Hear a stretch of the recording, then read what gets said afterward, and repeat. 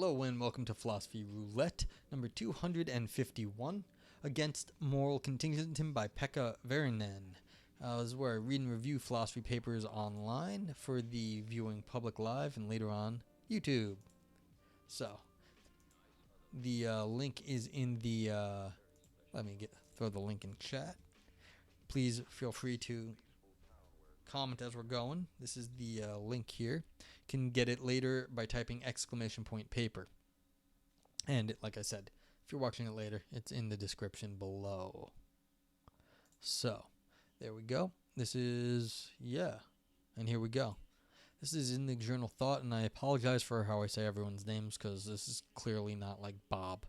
I have no idea how other languages work besides English, and that's my failing, but I apologize.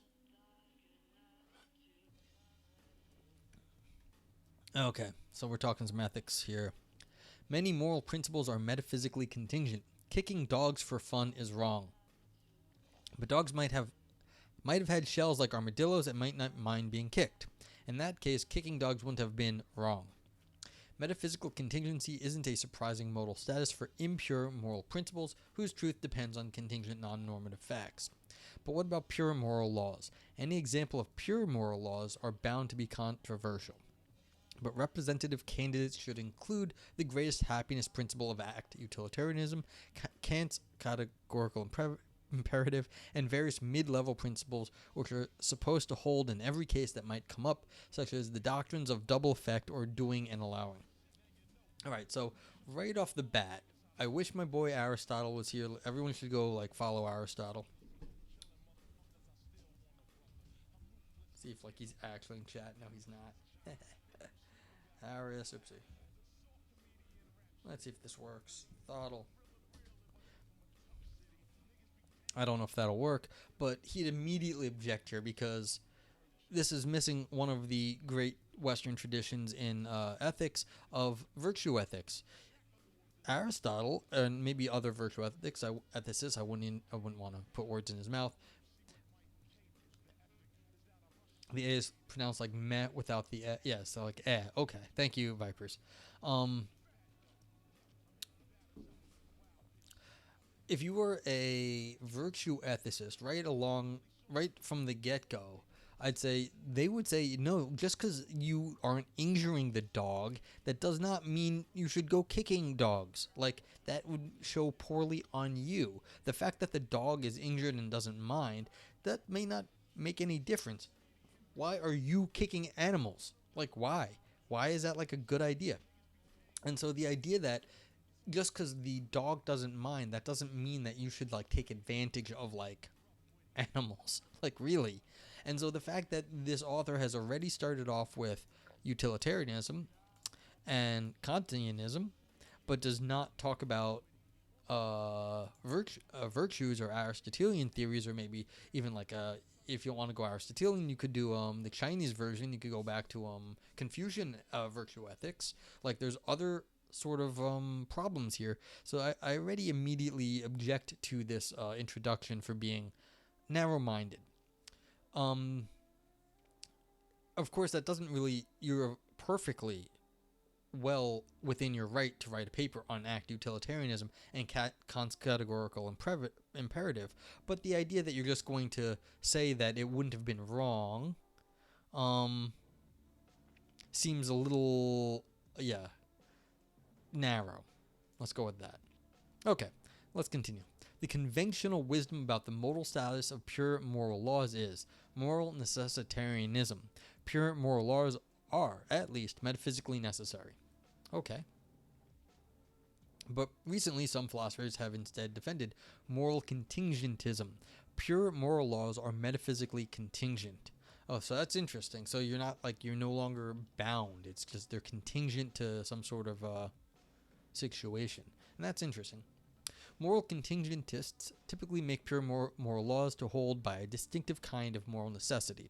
We can avoid prejudging whether normative necessity is a species of metaphysical necessity or a distinctive weaker species of modality. Gideon Rosen proposes that for a proposition to be normatively necessary, just it just is for it to be fact independent. Typo. Where P is fact independent if P is the case and would have been the case no matter how things had been in a wholly non-normative respects. What meets this condition can be, but needn't be, metaphysically necessary. Moral contingentists claim that pure moral laws are fact independent but metaphysically contingent. If so, some worlds differ in what's right and wrong depending simply on which metaphysical contingency with respect to pure moral law obtains. Okay, so basically you're saying, look, I think what's going on here is that you can have like if the world is different, then the morals can vary according to that. But like they're necessary at that time, but they're contingent on how the world is. So what's right and wrong depending simply on which metaphysical contingency is going on. So how the world metaphysically is depends on the morality depends on what metaphysics you exist under. And so they don't hold always. Viper's gratitude agrees. No act is objectively good or bad. It all depends on context. And in this case, what's interesting, it's a metaphysical context. But yeah, I mean, that is the point. What's at stake in this debate about the modal status of moral principles? The most obvious stakes concern modal metaphysics. Under moral contingentism, it's metaphysically possible for two things to be alike in every non-moral respect, but differ morally. Such variation will instead be ruled out only relative to a set of pure moral laws. But you might think the debate has a few ramifications outside of modal metaphysics. Other topics in ethics or metaethics don't hang on the dispute between moral contingentism and moral necessitarianism. I'll argue that moral contingentism does carry problematic implications outside of modal metaphysics. In particular, it's worse equipped than moral necessitarianism to account for the normative standing or authority of pure moral laws to govern our lives. Its proponents thus cannot rest easy thinking that their view makes no real difference to significant issues elsewhere. Okay, so it's saying this is going to fail on some ancillary considerations. Even if you think like it works morally, it will fail other places. So let's find out what the other places are.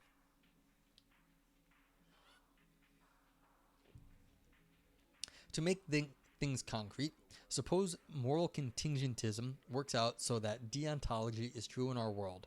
So for those who can see the screen well, the author has an at symbol here, and the at symbol means all the possible worlds, this possible world, the one that's real. The at possible world is our possible world. So it's in our world, and that's what the at symbol designates in this sort of discussion.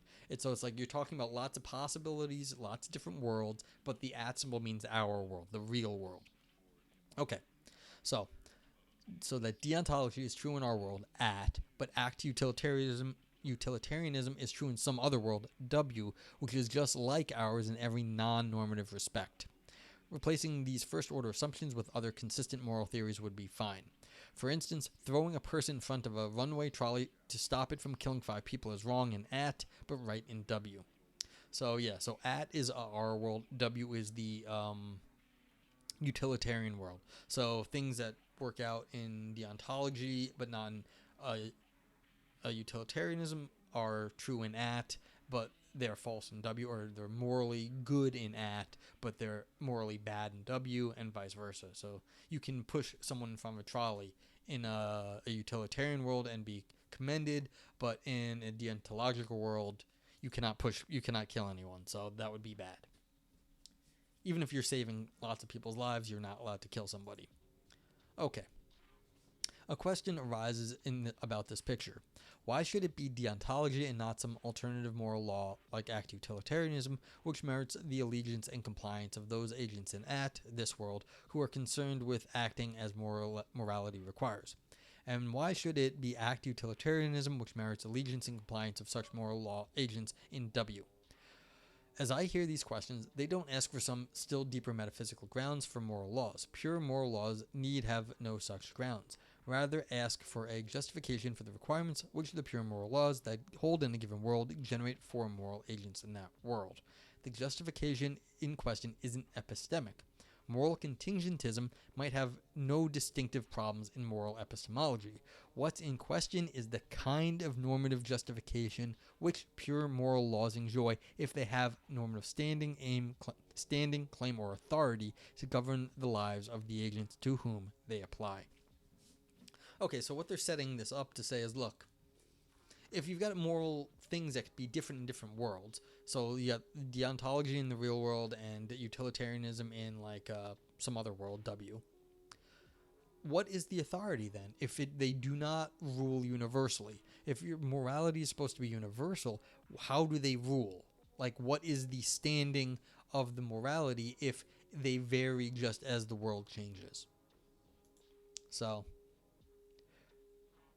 this is the problem. If you have switched to the metaphysical context, have you also switched the ground under which morality needs? The foundation for morality might be metaphysical, but once that starts shifting as well, have then you lost the ground for your morality. So it's not that there's a context in the world, it's that once the worlds start shifting, then you don't have a stable world to give context to your morality. And that's the question here.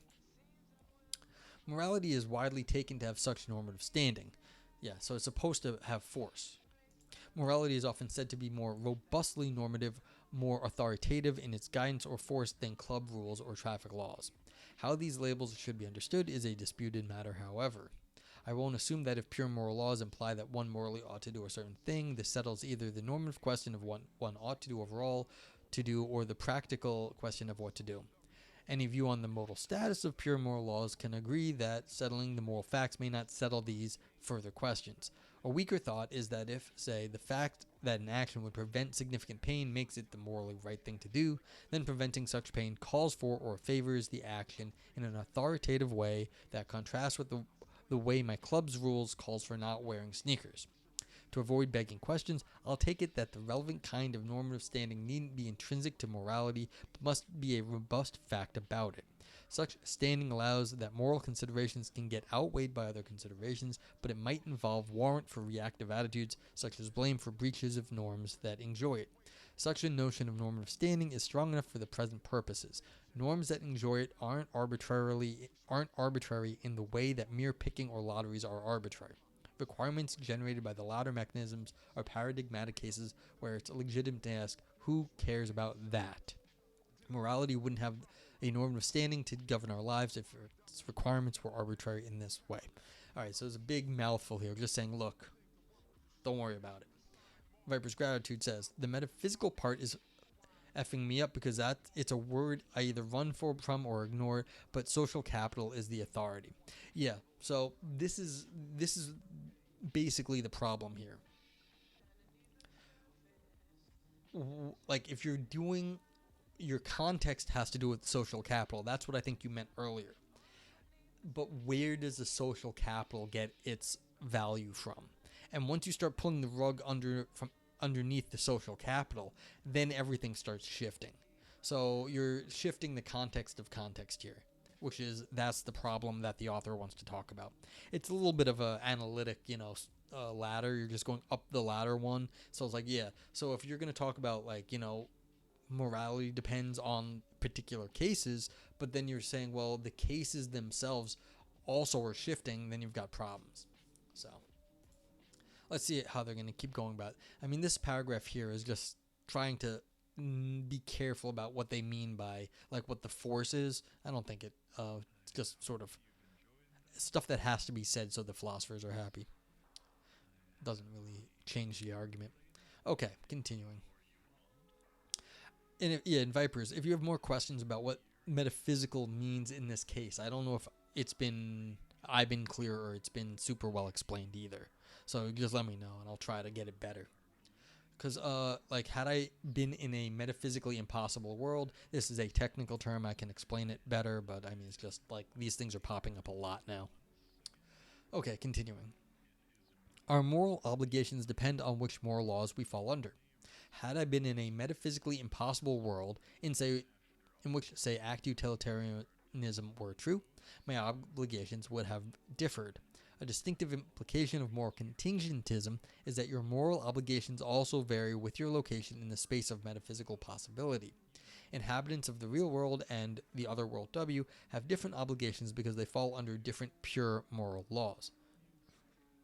This is to be understood so that what's moral obligatory in this world and what's morally obligatory in the other world W are morally obligatory in the same sense rather than something ascribed by an alternative normative concepts. Nor does the contingentist claim merely that pure moral laws in this world are deontological, but pure moral laws in W are consequentialist. Being obligatory isn't, in this sense, a different property in at and W, in this world and the other world. So you have to really shift your entire thinking. In what's happening in one world, deontology is perfectly true, and so everything is obligatory is what is deontologically given, and in the other world it's act consequentialist, and so you've got like a metaphysical shift. All the terms, like, you use the words in the exact same way, but they actually, their target is different. One targets the deontological understanding of meaning, of value, and the other targets the utilitarian understanding of value. And so the context that most people are understanding, the in-world context, is not what we're talking about shifting here. We're talking about shifting the entire metaphysical understanding of what is valuable in these worlds. Okay, we can now construct an argument that moral contingentism does secure pure moral laws, the standing that to govern our lives. Here's one concrete form which the argument might take. Premise 1. If you morally ought to do phi, then your phi-ing is called for in an authoritative way. P2. Premise 2. In agents in this, the actual world, morally ought to follow the categorical imperative, whereas agents in W, the other world, morally ought to maximize general happiness. Conclusion C. So deontology has the normative standing to govern the lives in agents in this world, whereas act utilitarianism has the normative standing to govern the lives of agents in the other world W. Premise 1 states our assumption about how the normative standing of morality, states our assumption about how the normative standing of morality. It provides authoritative guidance for action. If you have a problem with authority, substitute your preferred way to express the relevant kind of normative standing. Premise 2 states the implications of moral contingentism under first-order moral assumptions, which we've fixed for the sake of the argument. Given the gloss on normative standing in Premise 1, the conclusion follows. The objection I'll develop is a kind of problem with authority. The contingentists' account of Premise 2 compromises their ability to account for Premise 1. This is a distinctive problem for moral contingentism, since moral necessitarianism rejects Premise 2. It's also a general problem. The specific first-order assumptions in Premise 2 are inessential. Both the argument and my objection generalize to any pair of metaphysically possible sets of pure moral laws which we might use to illustrate the implication of moral contingentism, and to different, more specific ways of understanding the kind of normative standing which is at issue. Okay, so this has all been set up. It's like if you've got two worlds with two different ethic systems, then you're going to have a problem with saying what is the authority then. How long is this going to take, actually? I'm like tired. Okay, you have to go through this kind of quick. It's going to take a while. Shucks. Alright. Because we're about halfway through right now.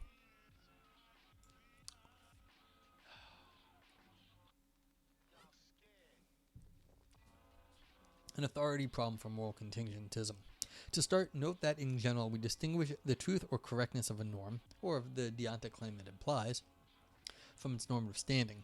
If the pure moral law is some kind of deontology in this world, but act utilitarianism in another, there's a sense in which it's true that we're subject to deontological constraints against killing, but agents in the other world W ought to kill to prevent a large number of killings. However, if a norm requires something of me, this doesn't yet mean that it has the normative standing to govern my life. In general, truths about what we ought to do are cheap. It's easy to be true, but by standards you may dismiss. Some mere conventional norms are a case in point. Or consider that genealogical contriques of morality a la Marx or Nietzsche can allow for truths about what morality requires. What they deny is that such truths have the standing to govern our lives, roughly because moral norms are tools for objectionable forms of suppression or exploitation. This might be mistaken, but it's coherent. So we shouldn't assume that the distinction between the truth of a norm and its normative standing is bound to collapse in the case of morality. Premise 1 is then non-trivial. That something counts as a moral law doesn't automatically give it the normative standing to govern our lives. Moral contingentism owes us an account of the normative standing of the pure moral laws that hold in a given world to govern the lives of the agents in that world. This is interesting. They're saying now that, all right, we're saying it governs your life, but we're not saying how. You need to give us a way to understand why this is. So even though the moral law in a particular world is what is moral in that world, the author is still saying, even if it's true, that doesn't mean we understand why or how it's governing our lives. And so we still have to understand it in some way. Okay. Next, let's clarify what the authority problem for moral contingentism is not. Explanations, moral or otherwise, must stop somewhere. Since pure moral laws need have no further explanation, moral or otherwise, those laws may be what they are as a matter of brute, inexplicable metaphysical contingency. But their truth might be brute irrespective of whether they are metaphysically necessary or contingent. If the pure moral laws are brute, then their normative standing to govern our lives wouldn't then seem to depend on whether they're metaphysically necessary or contingent. So the authority problem isn't that the pure moral laws lack the normative standing to govern our lives if they're metaphysically contingent brute facts, but not if they're metaphysically necessary brute facts. Even if brute moral laws are in general inexplicable, there's a further distinctive worry about moral contingentism. Yeah. So, let's continue. To see the problem I have in mind, consider me and my W correlate Wayne. We have all the same intrinsic and extrinsic non-normative features and have landed in different possible worlds by essentially modal lottery. By premise 2, we inhabit worlds in which instantiate different pure moral laws. By premise 1, we differ with respect to what norms have a standing to govern our lives. If the standing to govern our lives goes to deontology in my world but act utilitarianism in Wayne's world, there had better be some relevant difference between the two worlds. Okay, you're very, very, very funny, author. Wayne's world, party time. Excellent. You might think the difference is just that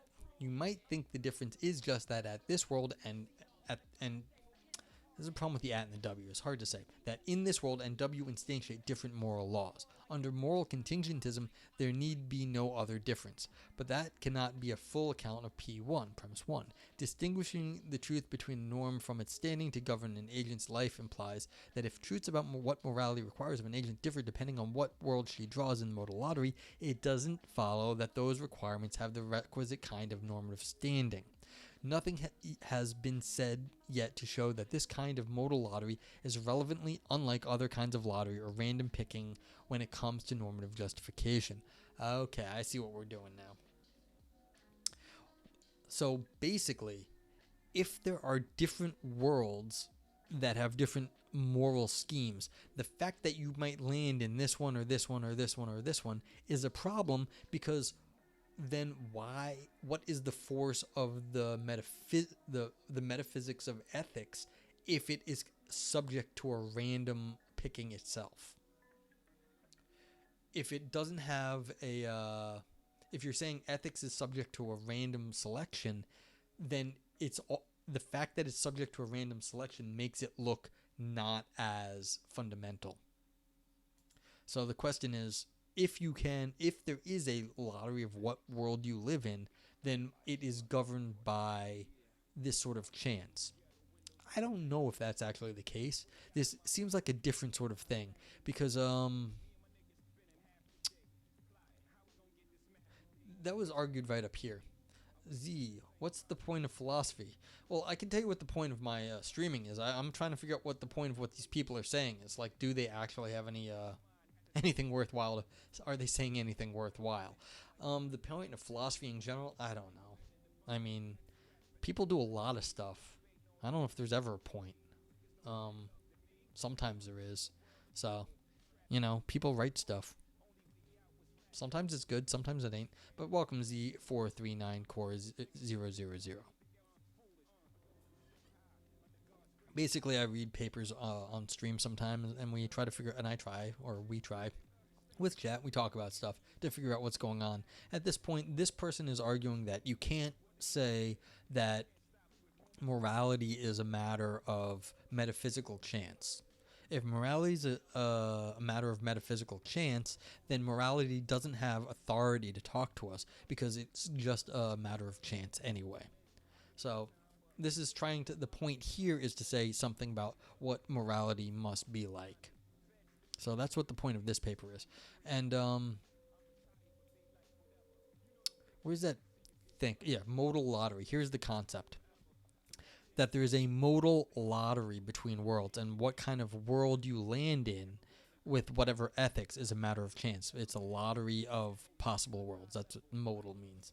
And so that's what we're discussing here. And this is the idea of this author, is that, look, once you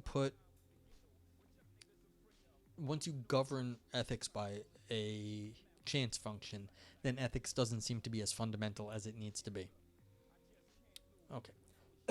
So, what might the contingent... Oh, yeah, and feel free to ask questions, Z439. What might the contingentist say? It would beg the question just to assert that it's metaphysically necessary that the only moral laws that have more normative standing in a given world are the pure moral laws holding in that world and the impure ones derived from them. Nor would it do to say that the normative standing is an irreducibly normative property or a non-natural property. The issue isn't the metaphysical nature of normative standing. Viper's Gratitude says, if you ask me, this is just overly complicated, self-indulgent word salad. That is often the problem with philosophy. This is a really not poorly written, like for this topic, paper in a good journal, and this is probably something and I would say even this is actually probably positions that people have. And so the fact that people actually believe this sort of thing means that people might actually think this is a good point in one or the other camp's favor. Yes, and about the this world and some other world W, they could be the same world at different times. Yeah, it would require a metaphysical shift in a world, but that's fine. They could be the same world at different times. Actually, I mean, then you have a problem with what it means to be same, but that's fine. Yeah, if you have as long as there is some difference between the at and the W. So again, here they're restating their point because the author knows this is word salad, and so even though they just said it right up here, they're also saying it again right here because it is a bit of a word salad, because this stuff is the argument is a technical argument in this sort of metaphysics of morality here. So this is what the value is. It's arguing for people in the profession against a certain topic that only someone in the profession would have. So it's probably not a generally I'm sweating in here, it's getting hot. It's probably not a general philosophy paper. This wouldn't be read for general audience, but that's what it is. And that's okay. Okay, so it's rather variation in what items have such a standing along with a factor which, for all we've seen, looks normatively arbitrary. Yeah, this is word salad. Nor would it suffice to say that whatever moral rightness and goodness are, they had better be something we should promote in an authoritative sense. This is a controversial claim about these moral properties themselves, not about their distribution under any given set of moral laws. If you doubted that deontology has the relevant standing in this world, you could use this claim to infer that rightness doesn't distribute deontologically in this world. In sum, it remains wide open whether or how moral contingentism can account for the normative standing of pure moral laws. If moral contingentism had no such account, it would have significant implications for ethics outside of modal metaphysics. Yeah, so if you're saying ethics no longer has authority to tell you what is right and wrong, then all of a sudden that's going to blow up the rest of philosophy, because now ethics has lost its footing. And that's the point of this paper, is that they're saying, look, if you hold this ethical position, it seems fine, except that it undermines the authority of ethics. And if you undermine the authority of ethics, then all of philosophy is going to go, like, it's going to go haywire, because it's just like missing one of its biggest parts. So that's the point here. Now the question is, does anyone care about this outside of academic philosophy? Probably not. But we didn't know. This is why this is philosophy roulette. We didn't know that going in. Okay, continuing, and like, yeah, feel free to keep asking questions. If you have like questions about like the different way the possible worlds are using, a lot of interesting things are going on here. Like I said, I think this is actually a pretty good paper, like for this sort of stuff. Like they're doing some interesting stuff with the modal metaphysics, the way ethics is interacting with the modal metaphysics. Talking about different possible worlds and the authority within possible worlds. So you don't always hear that sort of stuff happening, and that's actually not bad. Like, it really is. It's as far as this stuff goes, it's pretty good. A different way that moral contingentism might account for the premise 1 is to appeal in some way to the content of the pure moral laws. But the relevant difference between this world and the other world W isn't qualitative in this way if moral contingentism is true. Take deontology and act utilitarianism, and suppose each is up for morally concerned agents' consideration as the norms that have a claim to govern their lives. Utilitarianism would then offer reasons why the fundamental moral laws that we ought to maximize are aggregate happiness. You know the drill. They argue that the distinction between killing and letting die... They argue that the distinction between killing and letting die lacks moral significance, deontological constraints are paradoxical, and so on. Deontologists would, in turn, offer reasons why we should respect the separateness of the persons, never treat others as mere means, and so on. Yeah, so you run down the standard reasons for whatever moral theory you like. By moral contingentism, what moral arguments are sound depends on location in the space of metaphysical possibility. If pushing a person in front of a runaway trolley is required in world W but prohibited in this world, then an argument that it would be impermissible to do so, which is sound relative to this world, will be unsound relative to the other world. But striking a feature of standard arguments in moral theory is that they don't care in which world examples take place, which tests for the moral significance of distinctions as that between killing and letting die, or separateness of persons. Really? Okay, this might be the case, author. Like, I'm arguing with the author right here. But I'm not sure they made... Like, I think they're just saying this. I'm not sure if this is a claim. This is just a claim. A striking feature of standard arguments in moral theory is that they don't care in which world the examples take place. Yeah, of course. When you're doing most examples, you're usually assuming it's in one world or this world. But that's a standard assumption. Once you've undone that assumption, I don't know if you can re-appeal to it. Viper's Gratitude says, maybe I'm wrong, but it seems like Pekka is writing like the metaphysical reality is a foundational to the actual reality rather than an extension built on top of it. Yeah, I agree. They're arguing the metaphysics here. They're not arguing from the position of actual reality. But that just makes this a big hypothetical, like, given these different possible worlds. That's okay. They're allowed to do a, it's basically, like, you consider if the world was this way. It's just a hypothetical argument. It's not gonna change anything in terms of the philosophy, actually. This is why people argue this way. They act as if the metaphysics is the reality, because for most arguments it doesn't actually make any difference, and it won't make a difference in this case. I can tell you that. It's just not going to. Now, for normal people, like academic philosophers, I can see how that would be a little disconcerting, because you're like, well, what are you talking about if you're just talking about all these metaphysical possibilities? You can just assume that basically in this world, you don't know the difference between, is it a deontological reality or is it a utilitarian reality, and that'll get you basically the same result. If you don't know which one it is, then you can't say which has authority here. So, yeah. but like, yeah, you're right. They are writing that way. It's just sort of a philosopher's shorthand, because people basically assume the possible worlds as how things are metaphysically, right or wrong.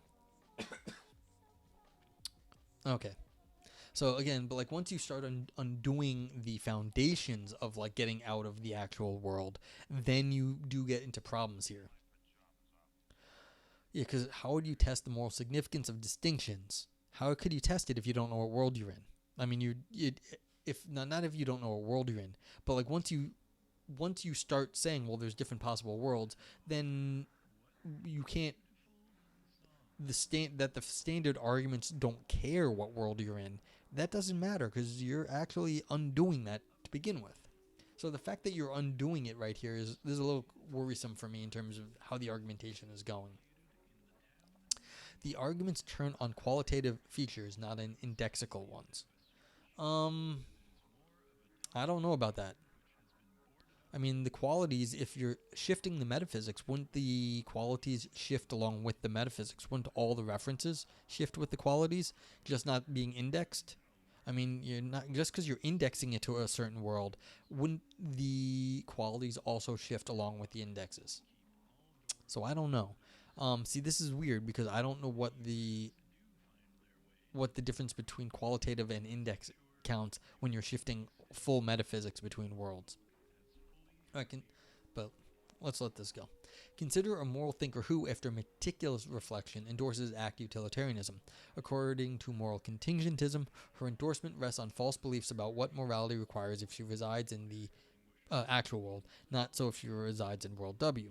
But it would be perfectly legitimate for such a thinker to respond to the claim that she got it wrong about morality by iterating her reasons why active utilitarianism merits our allegiance and compliance, and to expect a response as to why the actions that are called for in the relevant way are instead those which accord with deontology. The kind of reflection she undertook was aimed at establishing not only the truth about what morality requires, but also the standing of those truths to govern her life. So now we've got a disconnect. Of course, we are arguing in our whatever lives and world we have, but if you're defining it metaphysically that we are in one world or another, you can of course get a disconnect there. We're not actually going to figure out what world we are in if you are defining that metaphysically. Like, that's incredibly difficult. And that's the problem here. If you're going to define yourself out of the metaphysical worlds, you can't go back and say, well, how are we going to argue for it? Like, I don't see how that makes sense, actually. And to be fair, a lot of people do this. So this is actually not really a criticism of this author, but basically of the profession at the moment. This sort of drives me nuts. Once you this is an argumentative strategy I don't like that happens. People define the metaphysics one way, and then they come back and say, "Look, she has done a thinker respond." She meticulous reflection, and then they use some other standard, non-metaphysical standard to say, well, that doesn't line up. Well, you defined the metaphysics to not line up to the meticulous reflection. And so it's like, I find this a this sort of argumentative strategy to be a little question begging.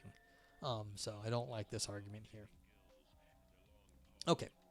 Anywho's, but like I said, this happens a lot. Moral contingentism has nothing more to say to such an agent than iterating a difference in which pure moral laws hold in the two worlds. But whether utilitarians roam in actuality or counter-modal worlds in the outer space of metaphysical possibility doesn't seem to matter to the force of utilitarian arguments. Likewise, whatever moral reflection would support the claim of deontology to govern our lives would support an equal claim for it to govern agents in W. Reasons that call for pushing a person in front of a runaway trolley when doing so would stop it from killing 5 would seem equally compelling or uncompelling, irrespective of whether one in fact resides in this world or in world W. In sum, moral contingentism cannot account for the normative standing of moral laws that apply to given agents based on the content of the pure moral laws that hold in their world. So this is the same issue. If you are going to say, look, it's metaphysically this way, but then you are also asking for the agents to justify your claim about how their world is, then you're doing two different sort of sorts of things. You're saying, look, it's metaphysical that the world is a certain way, and then you're asking the agents within the world to figure it out. And I don't know if that's like the best thing. Now, this may actually be a point in favor of this argument if that like the moral contingentists need to actually explain this. Now, the question is, do they actually have to? I'm not entirely sure. The author seems to think they do, but I'm not 100% sure that the moral contingentists can't resist the argument here by saying, hey, look, you've defined it a certain way, and we don't have to define it that way. And this is the metaphysical reality that Vipers was mentioning. Like, you're defining metaphysical reality some way, and they're saying, look, no, we're doing it via argumentation. Then maybe they can justify it. But again, they'd have to do some other metaphysical move, and I don't know what that would be. So, if you're doing it from the metaphysics, actually, I think the author is right. So if what the author is saying is right, then they do have a point. Yeah. It's just the question is, can that be resisted? All right, so moving on. Another way moral contingentism might account for premise 1 is a qualitative basis is to appeal to some non-normative assumptions. Many forms of ethical naturalism do this. Okay, so this is exactly what I was saying. Go find some other way to do this. So this is fine. Many forms of ethical naturalism do this. They imply that the normative standing of morality depends on whether agents have a concern to act morally. Their explanation typically takes the following form. Given certain robust features of human psychology and social environment, and given some plausible first-order assumptions about the content of the moral laws, it's a robust empirical generalization that human agents are concerned with acting morally. This kind of account won't help moral contingentism to explain differences in normative standing across differences in pure moral laws. First, we've only assumed that I and Wayne are exactly alike in non-normative respects. So far as that goes, we might equally well have or equally well lack the features of human psychology and social environment on which naturalist accounts rely. Other pairs of moral and counter-moral worlds will differ with respect to these features. Second, an explanation which holds these features fixed but varies the content of pure moral laws isn't entitled to assume that the two will link up so as to account for variation regarding what has the normative standing to govern the lives of agents in moral and counter-moral possible worlds. I think he spent too many winters alone in his apartment. I think most philosophers have spent too many winters alone in their apartment. Yeah, to be fair, this is not this is a little word salady. I wanted, like, what was it up here? The beginning of this paragraph up here was sort of amazing, just in terms of philosophical writing. I didn't mention it when I was going by, but yeah. Yeah, but we're almost done, so let's get through it. We can discuss it a little bit after, and just see what the last little bit of how the author is going to wrap this up. Moral contingentism also has worse prospects of appealing to non-normative assumptions and accounting for the normative standing of morality than views which deny that even the most fundamental and moral norms are fact-independent. Examples include many relativist, conventionalist, and pragmatist views. One way for these views to respond to the worry that their most fundamental moral norms lack the standing to govern our lives is to say that variation in norms is a function of certain non-normative differences which are important to us in a certain kind of way. Whether or not this strategy can ultimately succeed, its rejection of the fact independence of pure moral laws means that it is unavailable to the moral contingentism. Okay.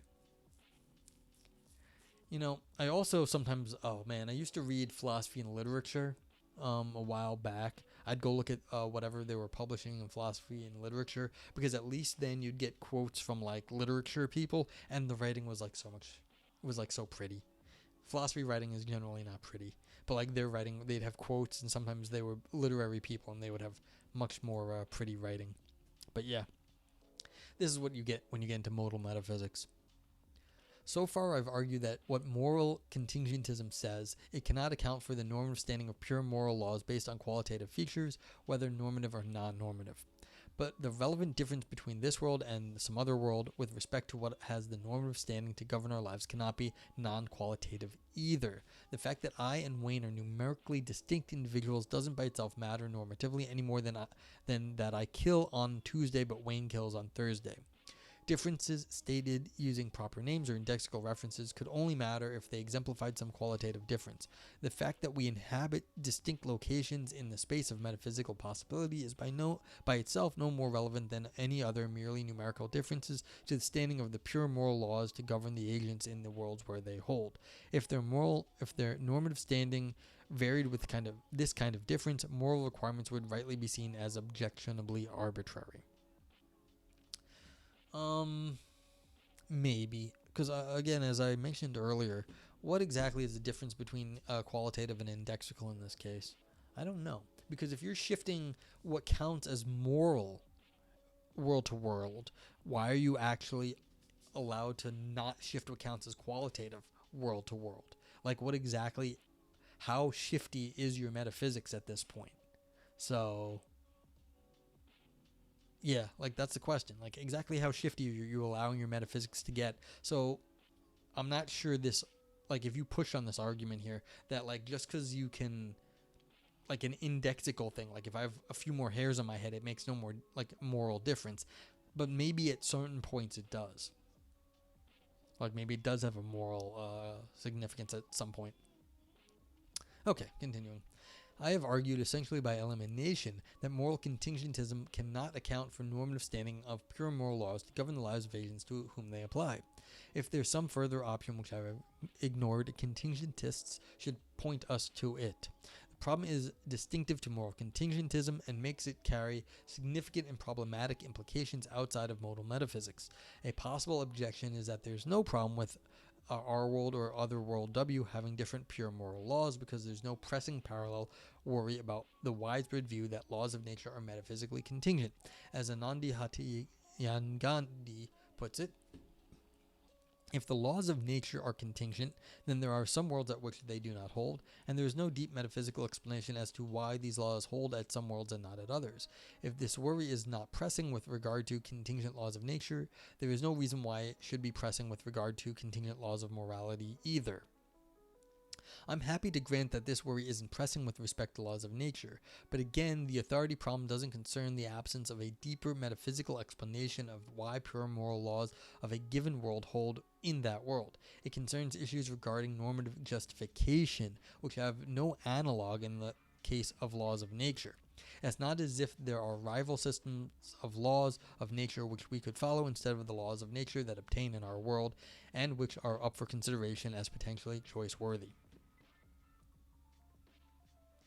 Not entirely sure I believe that, but it's a good point. If there's a law of nature, the general thought is it doesn't matter. You have to follow it because that's how the world is. If there are multiple laws of ethics, we sort of have to figure those out. And as long as there's no deity that's going to come down and smack us over the head when we mess up, it really or like some great karmic account that we have to settle up at the end, then we have to be the ones justifying it. And that's the great picture here. If you are giving the laws of nature like the standard account where you're going to follow the laws of physics no matter what, it doesn't matter. But in the case of morality, we have to have authority to that. We have to give them a certain authority. Then once they start shifting, they lose that authority. When it's a law of nature, it's going to be a law of nature one way or the other. And so this is a disanalog. Now, as a point of writing, this is a great point. This should have been way higher up in the paper. This makes everything a lot clearer what is actually at stake here. Why did the author save this to the end? If they had said this a lot earlier, they could have saved a lot of that word salad above. So, but yeah. Let's just up. And this is it. Let's get this last paragraph done. Conclusion. Moral contingentism, the view that even the pure moral laws are metaphysically contingent, has a problem with authority. According to this objection, moral contingentism is worse equipped than moral necessitarianism to account for the normative standing of the pure moral laws to govern the lives of the agents inhabiting the worlds in which they hold. Morality is widely agreed to have such a standing, so failing to account for it would be a significant problem for moral contingentism. Whether or not the objection ultimately succeeds, it shows that moral contingentism carries distinctive implications for certain topics in moral philosophy and therefore cannot claim to be neutral on issues outside of modal metaphysics. All right, that's good. So this was a paper in modal metaphysics with respect to morality and contingentism. And so basically what this looks like is right here you've got the kicker. Why should the contingent laws of morality matter as different from other contingent laws of nature? It's because we have to give them authority, and we can't give them authority if they're contingent. Oh, you hated that? All of it. Yeah, and this is why people hate philosophy, because it looks like they were going to talk about something that would matter to everyday life, and then it went into modal metaphysics and had a conclusion that was actually, for someone in this area, pretty good, I think, but it's not going to really do anything for anyone else, I think. So this is actually a very good paper for academic philosophy. Like, good paper. It really was. Like, if I had gotten this to review, I would have criticized the writing, but I would have said, you know what? This is a good paper. You should probably publish it. So, yeah. I mean, no one would ever send me this paper. This is not my area. But, like, you know what? Like, for stuff in this area, I thought it was good. And I'm not like an expert by no means here, but if like this is your stuff, like you could be like, hey, look, this the way the author set up the stuff to say, look, we've got the metaphysical reality, the different possible worlds, the authority that like we have to give moral laws, and then the on-ground reality of how we deal with the laws, and then show there was a problem between these three levels. That was good. Like, that's a very like, in some sense, it is a conceptual, it's a good conceptual setup to show that, like, what they want to show, what to get their conclusion. So they, in some sense, set it up to show that there is some sort of, like, space between the metaphysics, the on-ground reality of how we have to deal with stuff, and then the authority that we have to sort of attribute the ethic, our moral systems. Riper said, Gratitude says, I tend to approach problems through software methodology, and the purpose of software is to manage complexity, but he introduced so many redundant variables that it was hard to follow. Yeah, well, put it this way, because I do a little bit of programming, I know like a little bit of jargon. This is using this is using overarching metaphysics. So this is using a much bigger, this is using a setup that basically is an operating system that you don't know. And so they're working within that operating system, or that, like, sort of that framework that you don't know. And within that framework, they did a good job. But of course, if you have not dealt with this framework before, it's all going to be a pain in the butt, because you're like, why are these variables the way they are? What are these functions? What's going on? And that's basically what this is. What they did was fine in terms of this area and the systems that these people use. Is that going to help anyone else? No. Yeah, so let's see. Can I put this in software methodology terms? Give me a half second.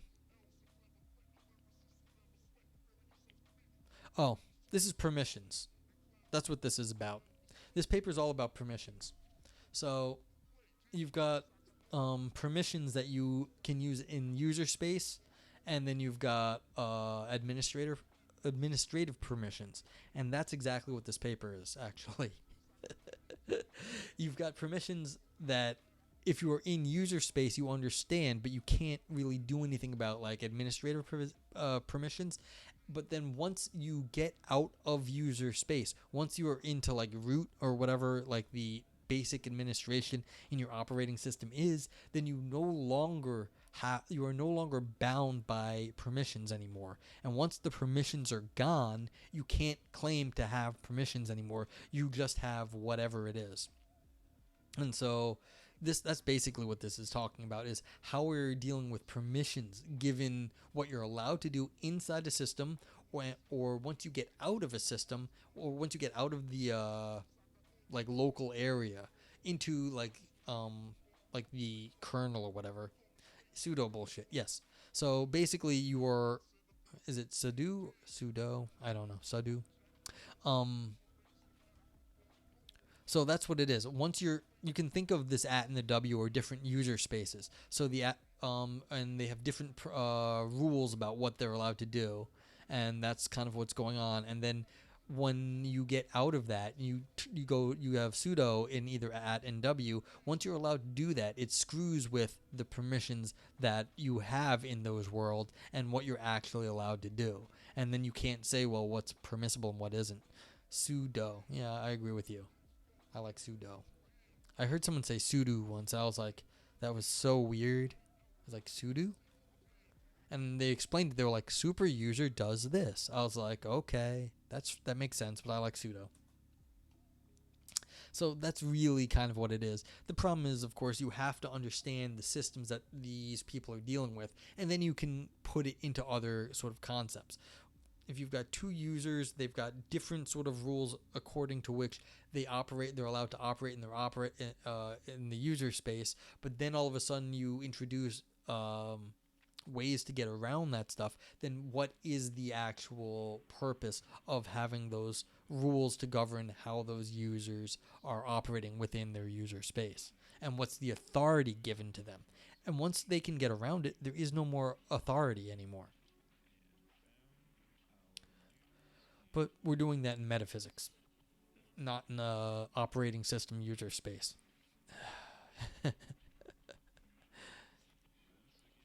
Viper's gratitude. Don't get me wrong, I get it, but I still think it was overly complex, and if that's the established vernacular, then that's overly complex too. And you know what? Yes, that is correct. Philosophy is a risk-averse subject, and so you have to be super, academia, not just philosophy. You have to be super careful about all this stuff. And maybe you're just old enough to be set in your ways, and I've thought all this stuff through using more practical terms. I wouldn't say more practical. You're just used to a different system. And of course, everyone prefers their own system. These people are thinking about it in this way for historical reasons, and maybe it's impractical and overly complex, but, there was a history. There is a reason why things are done this way. Maybe some of it's going to have to change. Some of it'll stay. Some of it's good. Some of it's bad. But, it's like, okay, some people like Linux. Some people like Windows. Some people like their Mac. Some people like their phone.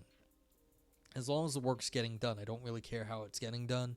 So it's like, yeah. A lot of stuff has to change. That doesn't mean these people are being stupid for they're using the system that they are.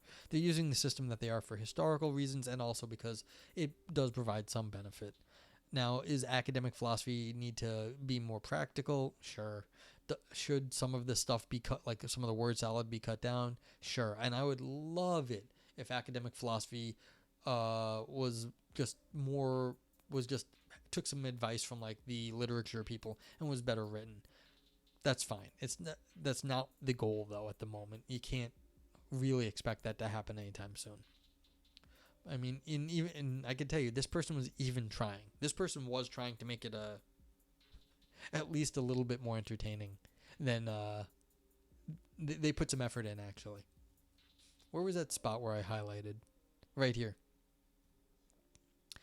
This sentence right here. But whether utilitarians roam in actuality or counter moral worlds in the outer space of metaphysical possibility doesn't seem to matter to the force of the utilitarian arguments. I can tell you right here, this person I can almost guarantee you, this person liked this sentence. They put this in because they found it fun. They have roam counter moral worlds in the outer space of metaphysical possibility. Like, they were probably real happy they got. If I wrote that, I would have been like, at least in the past, if I wrote that, I would have been pleased with myself. And not at the moment, but like in the past, I would have been. Okay, let's stop beating up on something that is not this author's fault. The status of academic writing here. Like I said, this is a fine paper. I thought it was good for what it was. I mean, they started off with kicking dogs. This person was trying to be entertaining. Or at least a little controversial. Yeah, I don't know if you remember. Many moral principles are metaphysically contingent. Kicking dogs for fun is wrong. You see this? Right here. Starting off with a bang. Kicking dogs for fun is wrong.